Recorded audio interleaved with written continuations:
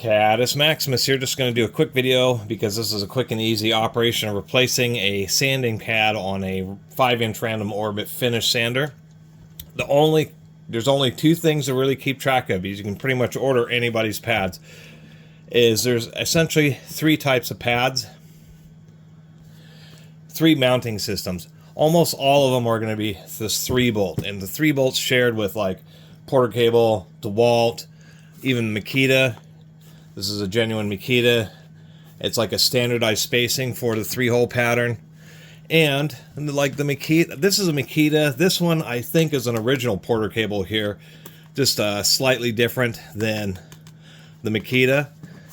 This particular Porter Cable, which is a 332, does not have ventilation or vacuum holes. You can see this doesn't have the adapter. It's just fine to use a plate that has holes. It's not going to have any vacuum sucking dust through it. And I do believe this is the actual DeWalt one. It's the one I recommend because it, instead of using a fiberglass support, uses an aluminum one. Anyway, you have the 3-hole pattern, just about universal except for Bosch, which for some reason on the Bosches they use 4 holes. So that's the only thing you really have to be aware of, is whether it has 3 holes or 4 holes. The last thing is there's another popular type of 5-inch or dual action random orbit sander, which looks like an angle grinder, kind of comes straight and then has like a head. There, they sell at Harbor Freight. Sometimes they're called dual action 5-inch polishers. Those use a threaded shank 5-inch pad, but you'll know that's what you're dealing with because, of course, there won't be any holes in the bottom of the pad. Your thing will be like have a big right angle motor. So that's the only thing you have to be aware of, is whether or not you have a 5-inch dual action kind of polisher with a threaded top, or maybe you have a Bosch with a 4-hole. Other than that, they're all pretty much universal. The only other caveat is most sandpaper, just like on that Bosch, is Velcro. They call it hook and loop, and so you have pads like this. But if you find that you have a collection of adhesive-backed, which are sticker pads, you can get, or sandpaper, you can of course get smooth pads. This Makita calls it pressure sensitive, and this would be for adhesive back. So that'll be the other thing is, and it's not really a big deal, although the hook and loop sandpaper is much more common. So you just simply remove the 3 screws. Sometimes they can get a little stuck, or a lot stuck. Fortunately, this is the best screwdriver that was been ever made.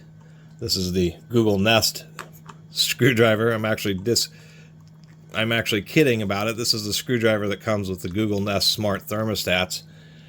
And it's kind of funky, but for a plastic screwdriver, it's actually not that bad. I really, to tell you the truth, I kind of like its ergonomics, this kind of teardrop shape that it has. And you simply just remove the 3 screws. And you'll want to make sure they're tight, but you don't have to really wrench them down. And of course, these 5-inch sanders, some people seem to think that there's a difference between a random orbit and a DA sander or dual action. Really, they're both exactly the same thing. It's just the fact that air-powered finish sanders tend to be referenced as DA or dual action, where electric ones tend to be referenced as random orbit.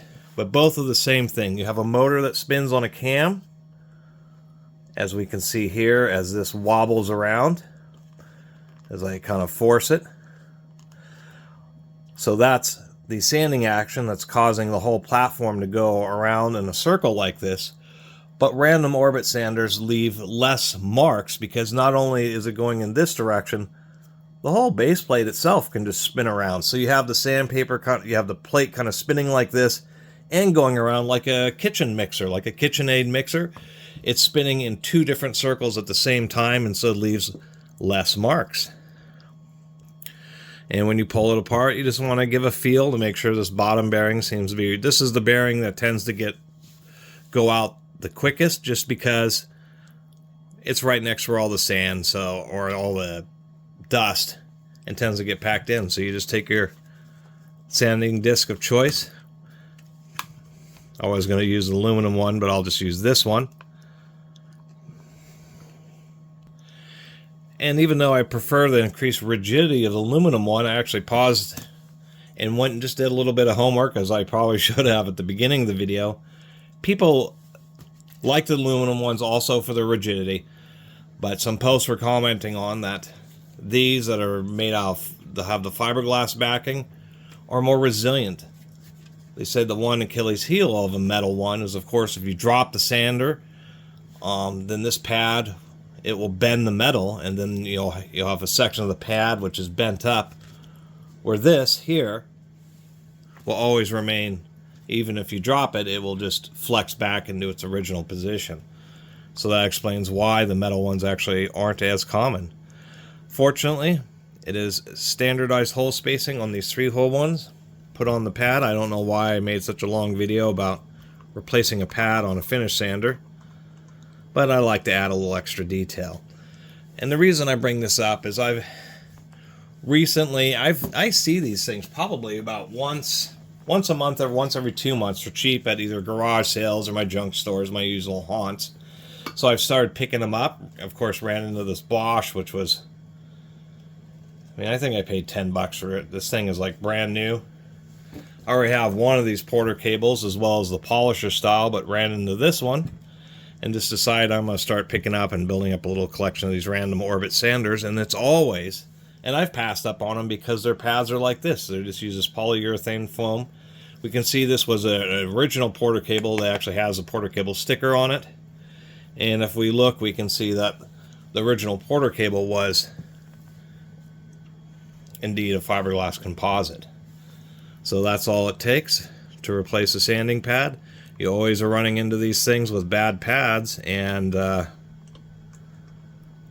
pads themselves are just super common. It's fortunate that there's this standardization with the 3-hole ones, and so you can just order pretty much any one from any manufacturer, readily available on Amazon, and get a random Orbit finish sander for super cheap.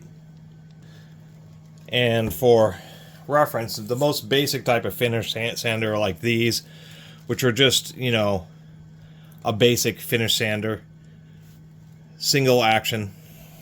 These just tend to be the most common because they are the cheapest form of finish sander, and they just use little quarter sheets of paper, which are cheaper than the little 5-inch discs.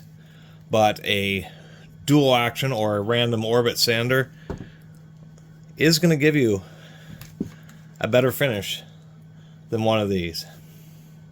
Except for certain situations. When you're trying to get into like a corner or sharp edge, obviously the squared edge of one of these is going to get into a far tighter space than the circle will. So they both are valid. Anyway, thanks for watching. I should mention that it's just this cover. This is some kind of, I guess, accessory, because this sander, if we look down in here, if I push this around some, this is kind of awkward. There we go. You can see that's a separate metal fan versus the plastic one that's cooling the motor.